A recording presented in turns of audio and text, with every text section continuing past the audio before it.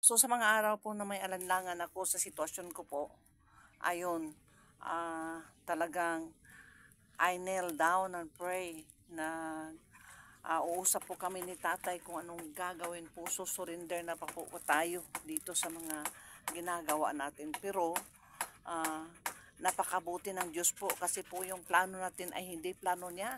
At saka yung mga daanan natin ay hindi daanan niya. So may mga ways siya na perfect para sa atin po.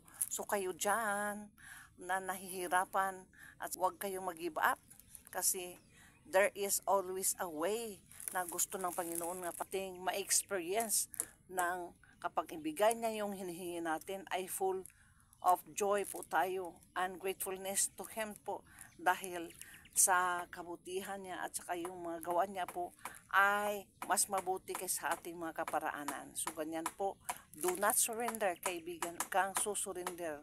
Patuloy ka lang po sa mga ginagawa mo.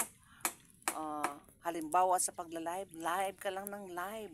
At saka may katapusan din ang lahat po. At saka make friends. Kasi po, madami po tayong naging friends dito na hindi natin nakita ever.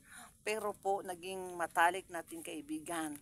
Dahil nasa New York, may nasa Hong Kong, may nasa ibang bansa, sa ano po mang dako ng mundo. Dahil po dito sa social media, nagkaroon tayo ng friends.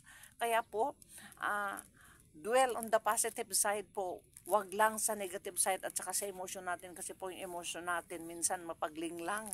Gusto nating sumurinder pero pag tinitingnan mo yung positive side po, andun ma-energize ka po. At saka you can rest po. Ganyan. So do not give up, kaibigan.